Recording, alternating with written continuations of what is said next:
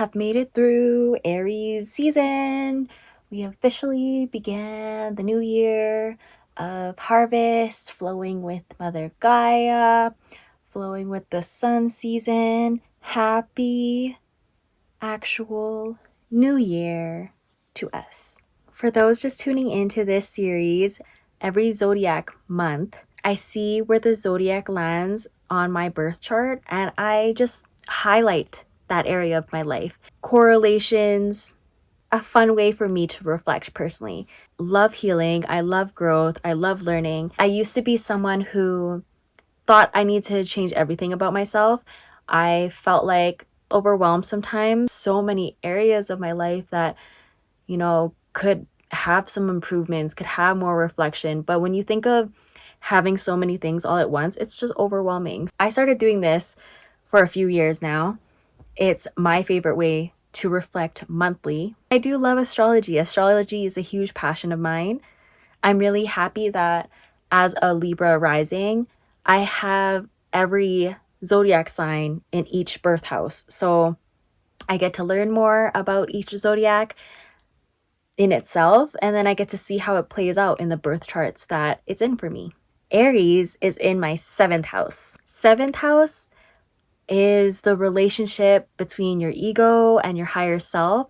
This then projects outwards into how you have connections with others. I also like to record a significant lumination, the full moon, that happens within the zodiac season. This month was the Libra pink moon. Libra is in my 1st house.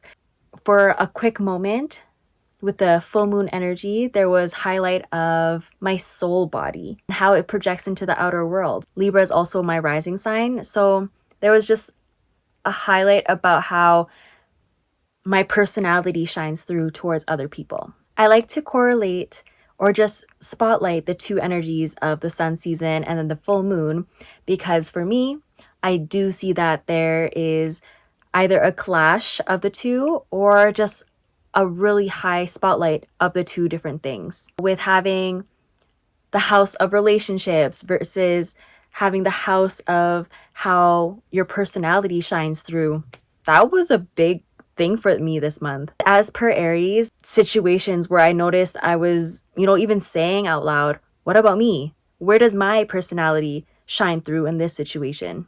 How can it?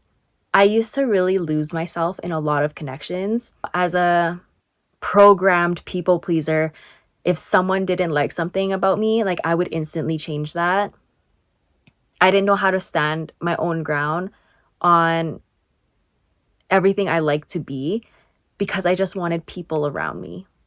Now, as I'm coming out of that, and not even just coming out of that, as I'm out of that, because I no longer people please, I do not indulge in that. When I notice that I do, I actually feel like a huge internal struggle. So that's how I know I'm also operating in that. And then it just makes me like, leave it super quick. It was really nice to have this moment highlighted for me. The people I was programmed to people please were my family. So this month there was a lot of moments where I was like, yeah, I'm not gonna go out of my way to make you guys more comfortable than I'm making myself comfortable right now. But we'll get into that when I share what else has happened to me this month. For anyone else who has Aries in their 7th house, I wrote quick notes for us. Conflict and resolution skills are found in connections. Quick starts and desires are easy to come by. The challenge is consistency with it. A new segment that I have added within the last couple months is highlighting the shadow of the zodiac sign. And to me, with what I've also researched, a shadow for Aries is having impulsive independence, very reactive to stressors. How those two shadows specifically play out for me is that when I can feel people depending on me, it triggers my hyper independence. Not only did I grow up as a programmed people pleaser, but I literally took on the responsibility of a lot of people in my family. And it even projected outwards where I took on responsibility between my friend groups, between my partnerships. Like I always had a case where I would fill my plate with so much things just to keep things running smoothly for other people. Throughout my healing, I've gone almost complete polar opposite of that. If I do feel like people need me or they're relying on me for something they didn't actually address to me that they needed help with, like it just suddenly became my responsibility to make something happen for people or keep things running smoothly, it will trigger me to just, I'm out of here. No, I'd rather not. It's an interesting balance and something to notice. These here are the notes that I wrote for the Aries archetype. If you're wondering what this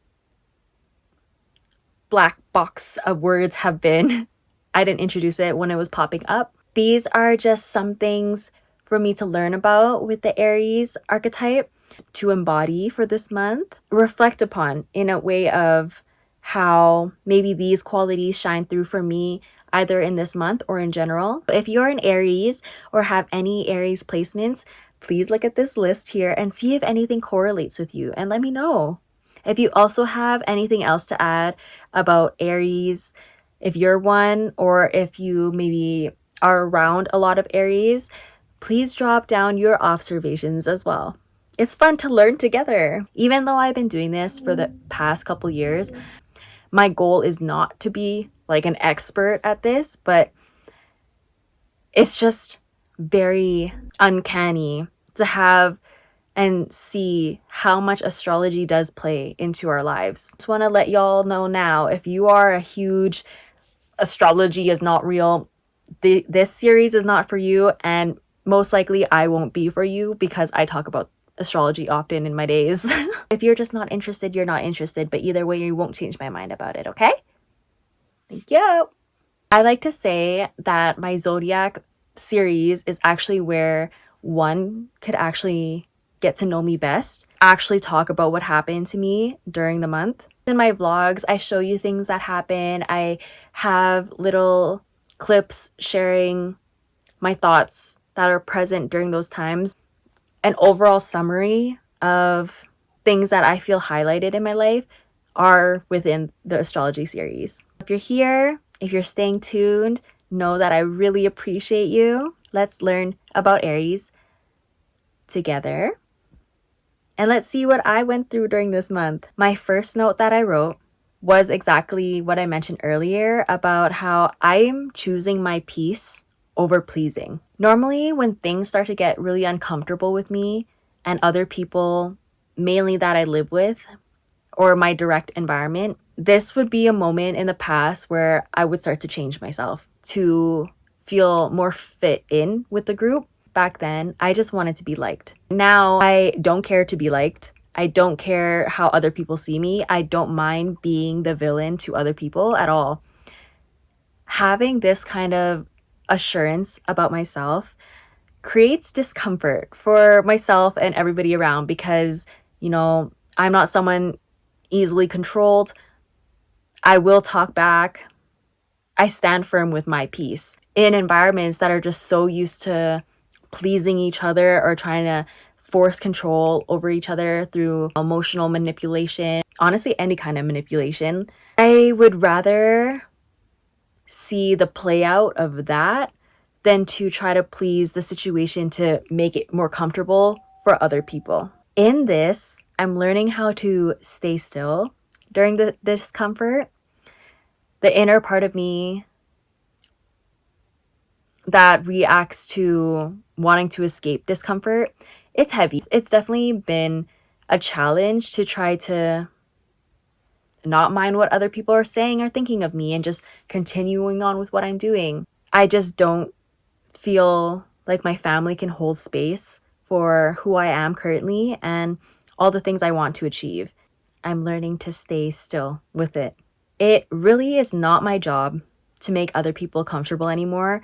I've played that part for a very long time. It left me wanting drugs all the time. It left me wanting to drink all the time, wanting to overwork, wanting to pick up all the shifts I could. Anything that could keep me out of the house was something I used to indulge in because when I was at home, okay, nobody likes who I am. Nobody wants to get to know who I am. but I want to be around people. Here's me being outside of myself, but that's no more. I do not replace my comfort for someone else's anymore. I had more awareness to tendencies to escape. I recently had a burnout. I just wanted to be physically away from my family. Even though I have my own floor, my own room, I do have a lot of privacy and I have a comfortable bed. Allowing the outside noise of their doubts, of their projections to weigh heavy on me. And instead of kind of having actual conversations with them, telling them, I don't want to talk about this anymore. I don't want to listen to the same conversation over and over again about what you guys want, about what you guys think is a good job, what you guys think I should be doing with my life. I haven't actually had a conversation like that yet. Instead, what I had done up until last week was constantly leaving the house. If I didn't have money to be transiting and going to cafes, I would just go to the library and stay there for a whole work day, just so I would feel left alone. During my burnout, that's when I really realized I am overworking to try to prove that the more work I'm putting into my creative life and my creative projects, the faster I can get out of here. We have awareness to that, and we're going to give love to that version. It is my responsibility to emotionally regulate and ground. Felt like the pressures and the words that I was constantly hearing, it would be so triggering for me. Victim inside me would want to be like, oh, they're making me overwork. They're making me have a hard time staying in the house. It wasn't until I actually saw a pattern, like the astrological app, the pattern. There's this daily note that comes up on your phone. And there was one day where it said to me, it's your responsibility. I think it was along the lines of something like, take responsibility for clarity, or it had to do something like that. I'm paraphrasing super hard, but just said something about taking responsibility. It got to me. My ego was like, I already am taking responsibility. Like, I'm doing my best, trying to build, trying to create, trying to, stay mentally sane. Like, I'm doing the best I can already. And just watching my reaction to a reminder, oh, it's my emotions. It's not actually someone else's fault to control my emotions and to keep my emotions stable. That's on me. It had a lot to do with also releasing outcomes, the control to them. It's hard to say and it's hard to admit sometimes. When I want things, I want it completely my way. I know I'm not alone in this, but it's still hard to admit. If things don't go my way, I do have a reaction towards it, especially because I've just grown up to feel like I had to do everything by myself, make everything happen by myself. There's some trust issues with letting go. Again, awareness is helpful. My freedom means everything to me. I could understand how this plays with my Aries in my 7th house. No matter what relationship I'm in with my family or with my romantic partner or even my friendships, there's a level of freedom I want to feel in it. I don't want to feel like people are constantly telling me what to do, who to be, what to create. And in the past, I felt very clouded in that. I know I put myself in these connections where I didn't allow myself to be fully seen. It would trigger me to want the freedom. It still has stayed the full freedom thing. And through that, I can see that it's a magnet to stress. I have this thing where I'm like, no, I need to have so much autonomy with what's happening here. And these connections would be like, no, you need to do what I'm doing to make me feel comfortable. Makes me feel that I'm aligning with the energy of constantly overcoming something. To be able to feel and get my freedom, I have to work for it. Sometimes things look and feel a lot harder for me than it needs to be. How magnetic I am to stress. Specifically because I want my freedom. Whether I could have a conversation if someone is actually caging me in and having a conversation of what someone else's expectations of me are, before I could even get to thinking of having, a civil conversation about it, I would just assume, great, here's another person trying to cage me in. It's really hard, or has been hard, or had been hard to break out of that because I'm staying with my family currently. They keep trying to put me into a box when other people are just kind of talking to me sometimes. They don't fully even know me yet. They haven't spent time with me. If they say something that triggers me feeling like, oh great, I'm getting put in a box again, it really stresses me out. As it would stress me out, it would just cause me more problems. See this little whole circle of being magnetic to stress? I just want my freedom, okay? But I realize that it could be just me fighting me sometimes. I'm just so adamant that living a creative life is for me. My creations are my life, and they're seriously my will to live. If I don't create absolutely every single day, I feel like I go crazy. While that could sound overwhelming, oh my gosh, do you ever take a break? It's even in a restful way, like crocheting. I don't think of my crochet projects as anything urgent. Even if I wanted to turn my brain off for the day, not worry about YouTube, editing, keeping up with social media, showing up, the least I want to do is crochet. There's always some parts of me, either in a very active energy or even a more slower one, where I still want to create. Where I feel that I feel caged in with other people sometimes is when I feel like that's not being understood, that my creations mean everything to me. And then I start thinking like, okay, I get that it's not giving me monetary flow that you can see right away. But I don't do things just for money anymore, especially my creations. I love money. I love being able to spend my own money. I love all the experiences I get to do because of money. So of course, at the end of the day, I'd want that to happen for me. I'm in no rush to when that reflects my money. I have done so much inner work and healing and with the help of my creations, and to even be able to create the way I do. 5 years ago, I wasn't creating anything. I didn't have a YouTube. I didn't have myself on social media like this. 5 years ago, the only thing I was creating was constant things to escape with and from. I would be making so much more money than I did now 5 years ago. Servers can make bank, and I have made bank. I've seen myself with lots of money before that I made myself. As I was overworking, overdoing, trying to be this, trying to get that, the things that I would end up buying was just to fuel escapism because I felt like I was overworking. Just a constant cycle of being tired, especially tired with what I was doing with my life. I can't even imagine that for myself right now. That's why I'm okay. At first, it sucked that my creations weren't making money right away. But I'm really sitting in a place right now where I'm fine with it because I believe something's going to happen with all the creative avenues that I have, all of them. I'm okay being patient. But when I feel like there's too much outside noise that's starting to infiltrate into my mind, that's when I start feeling pressured. I'm like, okay, when is the money going to come for my creations? I need to, in a sense, prove that what I'm doing is working. But I'm really trying to let go of the proving thing. Someone actually shared their feelings to me. My first reaction to that was avoidance.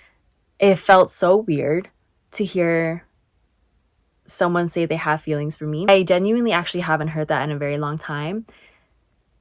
Specifically in that way, the last person that said that to me was my ex 3.5 years ago. When someone said it this time, it almost sparked disbelief. I was like, no, you don't. I went completely quiet. I felt bad because I wanted to reply right away with something, but I just went super quiet because all these thoughts about not trusting what the other person was saying, instantly feeling suspicious. Why are they saying this to me? What do they want? That started coming up. Okay, but how do I feel right now? I don't want to just be trying to have a connection romantically with someone and not see it go anywhere. But I think because it's been so long that I felt taken serious in that way, it was actually hard to tap into. It almost made me feel super detached hearing that. And in that moment of hearing someone share their feelings with me and the way that I was reacting, I instantly thought about how this makes sense why I got ghosted so much. I have a really deep wound about being very avoidant with my own emotions. Yeah, I did really like some people in the past, but a lot of those connections were very lustful. There was very little things that kept us in common. If I really look at everyone who has ghosted me within the past 3 years, there was not a deep bond. There wasn't anything actually sustainable between us where I could see things lasting for a long time. But when they ghosted, of course I got upset because then it sparked like, is it me? I really liked you. I thought this could work out. Hearing someone say they have feelings this time around, I was like, shit, maybe it is me. Maybe I don't have the capacity of emotions that I hope to have. Originally, my first response was, I'm really sorry that I can't completely reciprocate what's happening right now right away to you. I just need to see and show myself consistency with this. I liked how we were talking. I enjoy having their presence around me. And when I first heard this had to be weeks ago. We are still talking. It actually feels like we're building something. This is through definitely being patient with each other and being very honest with how we're feeling. There's someone who allows me space to see how I feel. I guess in the past, especially with my ex, it was like if I didn't reciprocate how someone felt right away, they would leave instantly. Back then, I wasn't okay with being alone. With time and the same amount of effort as how it's been versus how it is now, it actually gave me space to feel comfortable, feel safe, to see what this connection actually could be for me, what it could evolve to. Having Aries in your 7th house notes of quick starts and desires are easy, but consistency is the challenge. Within the last 3 years of getting ghosted, quick starts were easy, desiring each other felt easy, but after that moment of lust, and then they would leave, it would just show me, okay, the consistency is not there. And there's nothing for me to try to build or work on because they're already gone. Divine protection. I'm really grateful for that. I guess with how this connection that I'm talking about is playing out is I've asked the divine to be protective over me in this situation. I just don't want to be blindsided, especially with how I feel about myself and towards someone else. So I like that we're giving each other space to be consistent. Something to highlight with when the full moon arises is I do also a fire release ritual. I did that concerning the areas of the first house and Libra energies. So for this month, something to highlight is this list. I release working harder to escape discomfort. I release overthinking my career direction. I release giving energy to the adults here. I release my importance. I release spirals of low self-worth concerning money. It was really nice to actually highlight these things to release for me because I recently learned that, the full moon time is your opportunity to have energetic maintenance. Highlight and spot the areas that are still hindering you from success and just growth in general. It was nice to see that I was holding on to my importance more than anything. Aries energy of what about me? Whereas that's good to have in connections to remember your own importance, I think is just so Leo energy to also be like, I'm important, like don't forget. I had to just calm that down a little bit. There was a really intense conversation I had recently that triggered, I guess I could just say it's just been a long time since I had a close connection to me. So having deeper conversations about what bothers you, how to even get past disagreements through conflict. Normally, as soon as things reach a conflicting moment for me, I'm really quick to cut the connection. In the past, it was really easy for me to burn bridges. So when I saw that, things weren't going my way and I didn't feel understood. I didn't feel heard. I was like, okay, fuck it. This time though, I was genuinely sitting with uncomfortable feelings. A way I notice I'm not sitting with my feelings at all is physically leaving. Whereas walking is helpful and healing, and I still do that out of, processing my own thoughts. It's when I leave comfortable spaces just to be uncomfortable. Or if I start drinking, or if I start smoking a lot, just to not feel intense emotions. That's when I know it's reaching an unhealthy headspace. This time though, I was genuinely proud. This conversation of conflict happened while I was at a cafe. So I literally had to sit with it and be like, I could leave the cafe randomly right now and just wander around and not know where to go. Or I can just sit here and like think about what I want to say, think about how I'm actually feeling, what's bothering me, and then tell them. That's the part that gets me a lot. I have to be able to voice what bothers me to be able to get past it. In this, I'm celebrating courage to speak up. When intense moments happen for me in connections, I don't tell them about my feelings. I don't tell them about what I need. It's almost on a spectrum extreme of just hoping, or not even hoping, just expecting them to know and get it, or to ask me specifically about what I need and what I feel. But this time, I came up with that first. I was like, no, this is actually what I need and how I feel in this current moment. Because I guess in the past, when I did bring that up, I would either get shamed for it or ignored. So I just didn't want to like have those potential emotions come up, but you never know. I guess overall for this Aries season, I'm just really proud to be able to stand up for myself in a more bolder way.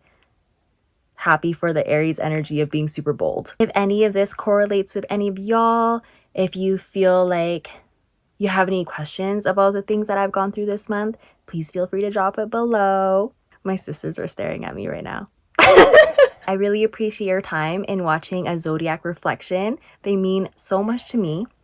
And I know for me personally, I'm going to enjoy looking back at these and be like, oh, this was all in the learning process. This is what happened during this time. I'm really excited to watch past videos of me doing this.